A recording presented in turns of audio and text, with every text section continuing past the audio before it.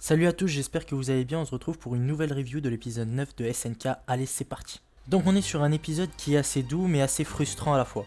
Un épisode où il se passe pas grand chose mais qui est tout de même très intéressant. Alors, l'épisode commence avec Armin qui raconte à Annie ce qui s'est passé 3 ans plus tôt. Et je me dis que toutes les previews qui nous ont été racontées par Armin sont en fait destinées à Annie. Lorsque Armin raconte ce qui s'est passé à Annie, on apprend qu'il y a 3 ans il s'est passé quelque chose d'assez important.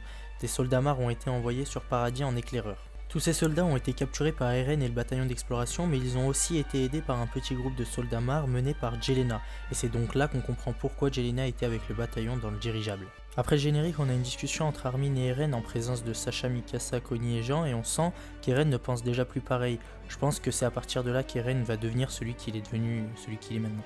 Pendant ce temps-là, Levi et Hansi enclenchent la discussion avec Jelena qui leur apprend 2-3 trucs sur l'armée Mar et surtout, on retient une question de la part d'Hansi, c'est pourquoi les Mar n'ont pas attaqué l'an passé, surtout qu'ils disposaient largement des moyens pour les vaincre. On apprend par la suite que c'est pour 2 raisons logiques, déjà la présence des titans primaires et le fait que Mar était déjà en guerre contre plusieurs pays.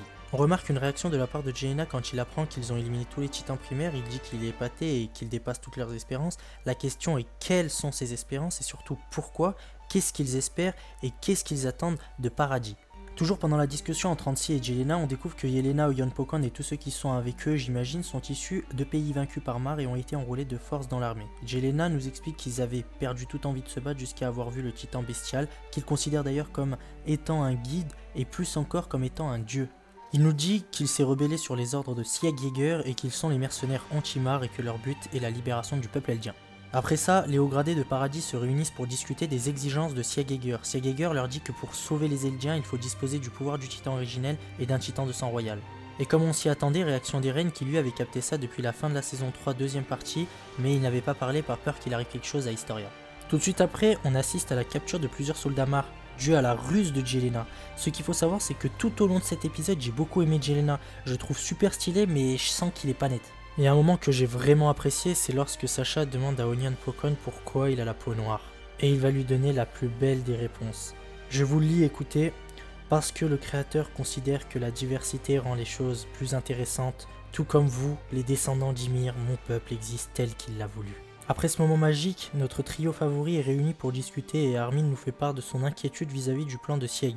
On voit bien qu'Armin est toujours dans l'envie de discuter, de régler les problèmes sans violence, mais Eren va vite le faire redescendre sur terre, en lui disant que le meilleur moyen de régler le problème c'est de se battre. C'est déjà à ce moment-là qu'Armin ne comprenait plus Eren et il n'était pas le seul. C'est bien à partir de ces instants qu'Eren a changé de comportement et on découvrira peut-être que le comportement qu'a Eren maintenant est dû à cette rencontre avec Sieg. La scène qui suit est assez triste, on voit Mikasa assise seule près de la tombe de Sacha. Ce qu'il faut savoir c'est que Sacha et Mikasa étaient très proches car elles étaient partenaires de chambre depuis leur entrée au bataillon d'exploration selon Hajime Isayama. Le cuistot et prisonnier Mar Nicolo était triste d'apprendre le décès de Sacha, mais lorsque les parents de Sacha plus la fille qu'elle avait sauvée en saison 2 sont arrivés, il leur a proposé de se joindre à un repas. Donc on termine sur une note positive qui donne de l'espoir entre les Eldiens et les Mar. La scène d'après est assez énervante, je me rends compte que Sieg fait beaucoup trop le malin et il paraît très sûr de ce qu'il fait.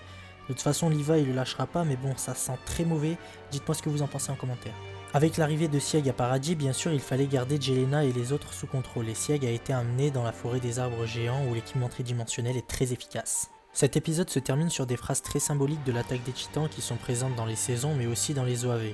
Ce sont les premières phrases qui ont fait réagir Mikasa en tant que Hackerman lorsqu'elle s'était fait enlever étant petite.